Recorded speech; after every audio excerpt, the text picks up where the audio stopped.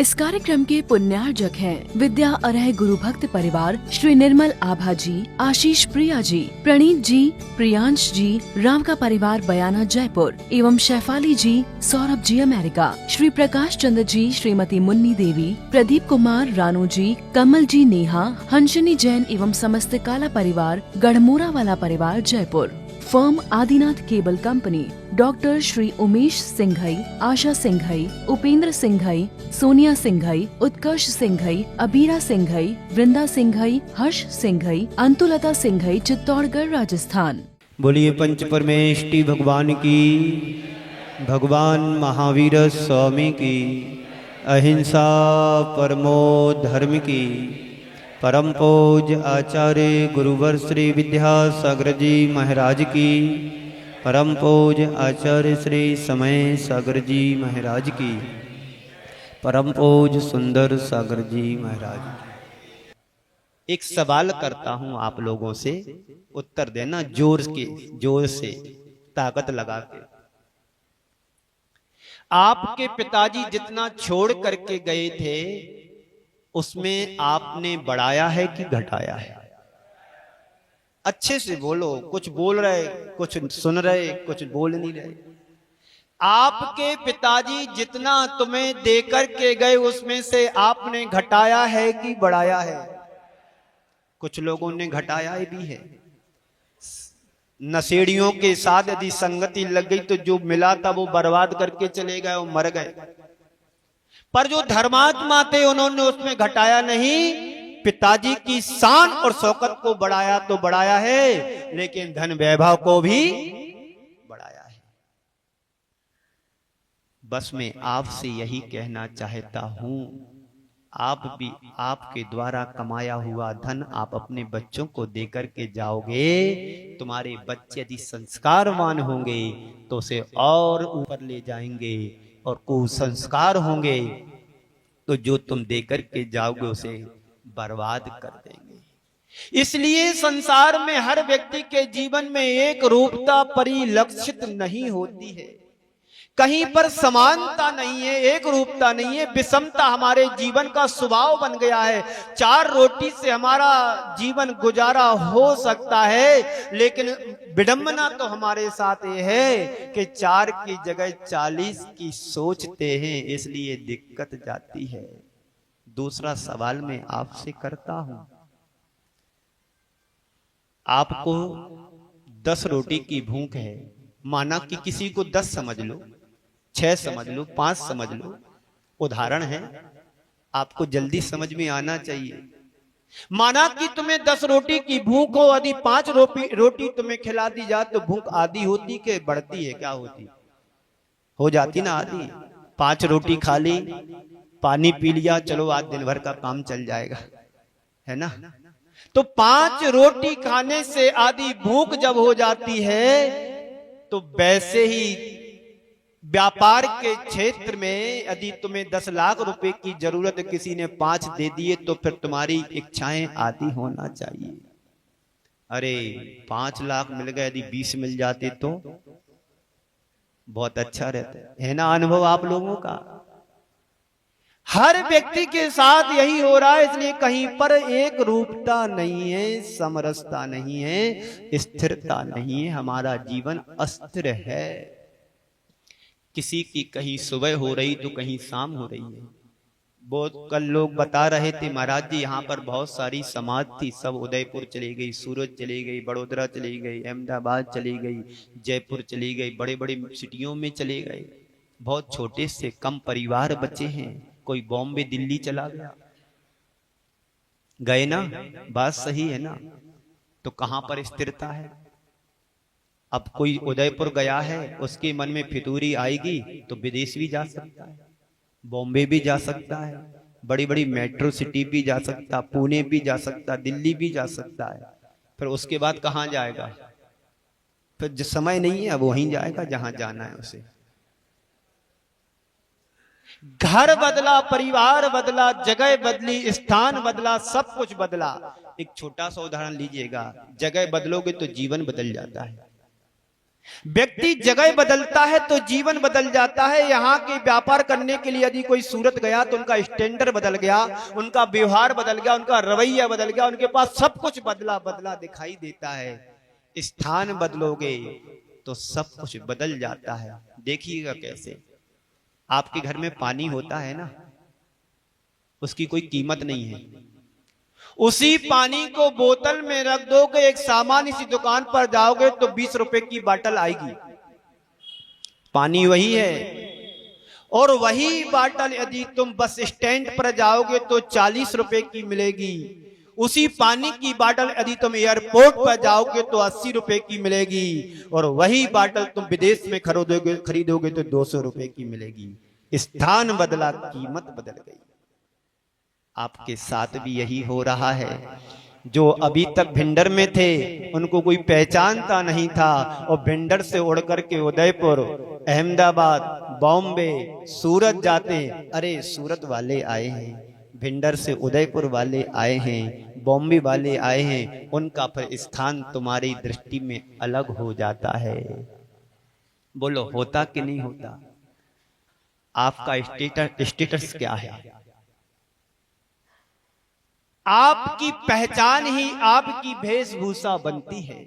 कल मैंने कहा था, जिनका होता अच्छा खान पान उनका बनता खानदान, जिनका होता अच्छा खान पान उनका बनता खानदान, और जिनका बिगड़ा खान पान उनका बिगड़ा खानदान।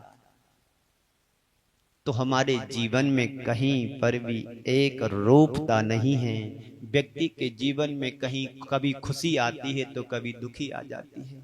जब चार व्यक्ति मिलते हैं, परिवारजन मिलते हैं तो बड़ा खुश होता है परिवार में खुशहाली छा जाती है। इसलिए कहा जाता है वसुदेव कुटुंबकम। जब एक संयुक्त परिवार एक साथ उठता था, बैठता था, खाता था, पीता था, सब संयोजना मिलजुल करके करते थे तो परिवार में बड़ी खुशियां होती थी। यदि कभी कोई अच्छे कार्यक्रम होने की संभावनाएं रहती थी तो महीनों से तैयारियां चलती थी। अब पता नहीं पड़ता है कब शादी हो गई, कब क्या हो गया, कुछ पता नहीं पड़ता है।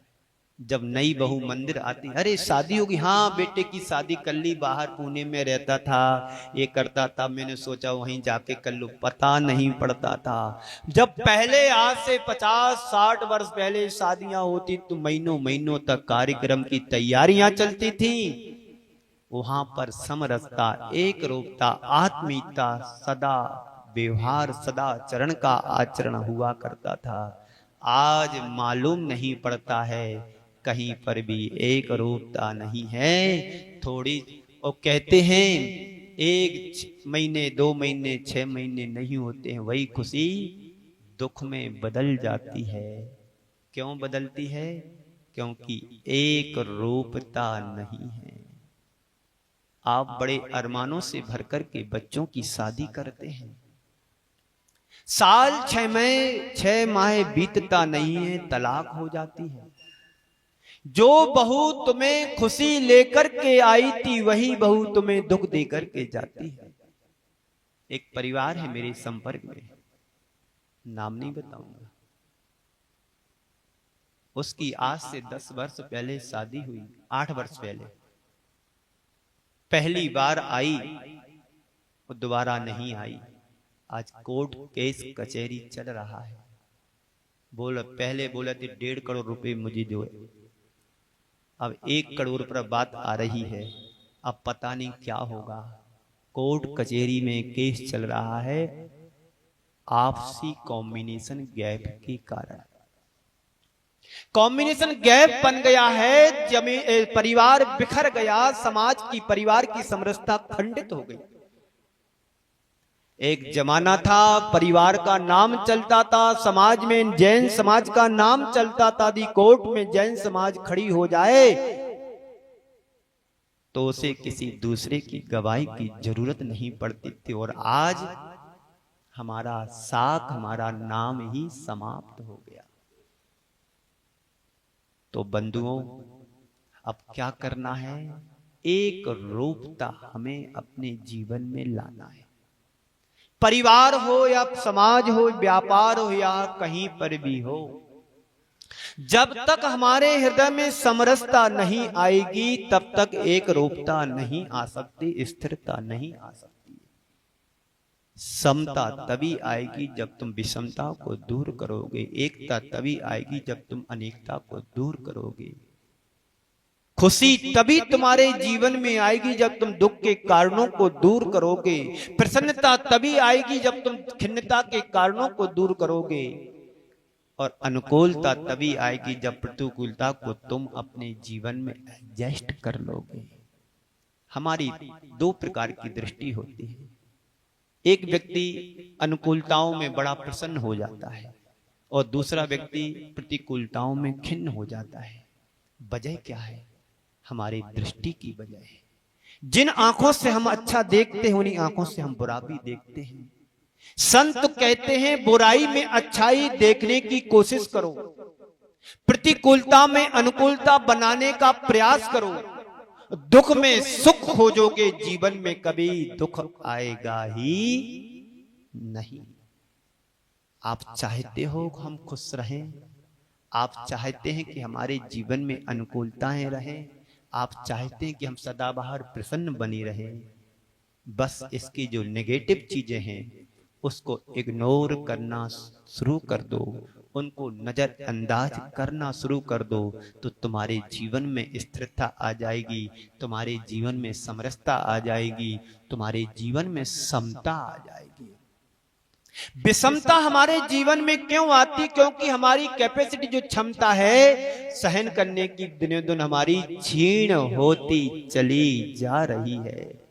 इसलिए समता विषमता में बदल रही है, अनुकूलताएं प्रतिकूलताओं में ढल रही हैं, सुख दुख में बदल रहा है। क्योंकि हम जो सोचते हैं वैसा होता नहीं है, जो तुम चाहते हो वैसा कर नहीं पाते हो। आपने सोचा कि बेटा मेरा काम आएगा, काम में आएगा, और बेटा पहले ही चल बसा, तुम्हें पता है कि तुम बेटे के सुख भोग पाओगे। एक व्यक्ति से कहा भैया धर्म ध्यान किया करो, एक व्यक्ति से कहा कि भैया महावीर के मार्ग पर चला करो। सामने वाला कहता महाराज जी मैं रोज महावीर के मार्ग पर चलता हूं। बोले कैसे? मैंने तो आज तक कभी आपको मंदिर में देखा नहीं, प्रवचन सुनते देखा नहीं, पूजन पाठ अर्घ चढ़ाते हुए देखा नहीं। वो कह रहे महावीर के मार्ग पर चलता हूं। आपको पता नहीं जो मेरा रोड है ना, नगर पालिका वालों ने उस रोड का नाम महावीर मार्ग रख दिया। उस रोड का नाम महावीर मार्ग चल रख दिया। मैं घर से दुकान, दुकान से घर आता हूं, महावीर के मार्ग पर चलता हूं। ऐसे लोगों से बचकर के रहना चाहिए, शॉर्टकट रास्ता निकालते हैं। महावीर का मार्ग तो वो है जहां पर अहिंसा, सत्य, अचौर्य, अपरिग्रह के सिद्धांतों को बढ़ावा दिया गया हो। उन सिद्धांतों को हम अपनाएं तो धर्म के क्षेत्र में हम आगे बढ़ सकते हैं। तभी हमारी दृष्टि में दुख में सुख दिखेगा, प्रतिकूलताओं में अनुकूलताएं दिखेंगी और हानि में लाभ देखेंगे, तो हमारे जीवन में सुख समृद्धि समृद्धि होगी। बंधु हम सबका जीवन इसी तरह से आगे बीत रहा है। मैं चाहता हूं हमारे जीवन में खुशहाली आए, सुख शांति समृद्धि आए, तो हमें अपनी सबसे पहली मानसिकता को स्थिर करना होगा। मानसिकता को बराबर स्थिर करके चलना होगा। जो है जितना है एडजस्टमेंट करना है। देख लो, आप आज से शुरुआत करो। तुम्हारी बहू है, तुम्हारी बात नहीं सुनती, उससे बोलना बंद कर दो। जैसा कर रही करने दो, 2-4 दिन देखो अपने आप आ जाएगी लाइन पर। एक जगह क्या हुआ, पढ़े लिखे बेटे की शादी शहर की लड़की से हो जाती है। गांव का लड़का था, शहर की लड़की थी। वृद्ध अवस्था थी उसकी मां की। चलो ठीक है, बहू आई है, 2-4 दिन में अपना एडजस्ट कर लेगी, सामंजस्य बिठा लेगी। सुबह हुआ, मां झाड़ू लगा रही थी। झाड़ू लगाते समय मां के बेटे की नींद खुल जाती। देखता है कि मां झाड़ू लगा रही। बेटा ऊपर से उतर कर के नीचे आता और माँ के हाथ से झाड़ू छुड़ाती है। नहीं माँ, मेरे होते हुए तू झाड़ू लगाएगी? नहीं, मैं झाड़ू लगाता हूं, झाड़ू मुझे दो। मां कहती नहीं बेटा, इसलिए तुझे पढ़ाया, इतना योग्य बनाया कि तू झाड़ू लगाएगा। तू झाड़ू नहीं लगाएगा, मैं झाड़ू लगाएगा। ऐसी आपस में बातचीत चल रही थी। यहां पर तो ऐसा नहीं होता, सब अपने अपने दिल लगा लेते हैं। माँ और बेटे में चल रहा था कि बेटा कह रहा नहीं माँ मैं लगाऊंगा, हमारे रहते तू कैसे झाड़ू लगाएगी। और माँ कह रही है मेरे रहते हुए बेटा झाड़ू लगाए, कदापि नहीं। दोनों की बात को सुनकर के बहू रानी की नींद खुल जाती है। ऊपर से देखती है, पहले तो मामला समझती है कि बात क्या है। जैसे पुलिस वाले होते हैं, झगड़ा कहाँ हो रहा देख रहे हैं, झगड़ा होने दो, समझ रहे हैं, दूर खड़े होकर के। जब झगड़ा खत्म हो जाता तो पुलिस आती है, पकड़ के ले। ऐसे ही कुछ उस बहू रानी ने किया। देख रही थी ऊपर से बेटा कह रहा है कि झाड़ू मैं लगाऊंगा और माँ कह रही झाड़ू मैं लगाऊंगी। दोनों की बात समझी और ऊपर से कहती है आप लोग झगड़ते क्यों हो, आप लोग झगड़ते क्यों हो? एक दिन तुम लगा लेना, एक दिन तुम लगा लेना, काम बन जाएगा। काम बन जाएगा। एडजस्टमेंट एंड कंप्रोमाइज की युक्ति को अपनाओ, कभी झगड़े नहीं होंगे, हो भी जाएंगे तो हाथ मिला लो, मुस्कुरा दो, काम खत्म हो जाएगा। दुख में सुख खोजो, जीवन जीने की कला है। हानि में लाभ देखो, चलो आज नुकसान हुआ ये भी दिन स्थायी नहीं है, कभी लाभ हुआ वह भी दिन स्थायी नहीं था। आज दुख आया कोई गम नहीं, चलो दुख आया है, दुख भी स्थायी नहीं है, सुख के दिन भी स्थायी नहीं थे। जब सूरज निकलता है सबके चेहरे कमल खिल जाते हैं, सूर्य अस्त हो जाता मुरझा जाता है कमल, तो कभी कमल ने आकर के ये नहीं कहा कि मैं दुखी हूं, क्योंकि ये भी रात थोड़ी देर की है, प्रभात होगा सब कुछ बदल जाएगा। इसी को नाम जिंदगी जीने की कला है। तो हमें अपने जीवन में स्थिरता लाना है। संत कहते हैं कहीं पर भी स्थिरता नहीं है। चलते चलते व्यक्ति को ठोकर लग जाती है, गिर जाता है, धराशायी हो जाता है। और कुछ लोग ऐसे भी होते हैं, बड़े बड़े एक्सीडेंट हो जाते हैं, लेकिन कुछ ज्यादा घटना नहीं घटती है। इसी को बोलते हैं पाप और पुण्य। घर में गिर जाते, फिसल जाते, हड्डियां टूट जाती, जिंदगी भर के लिए परेशान हो जाते हैं।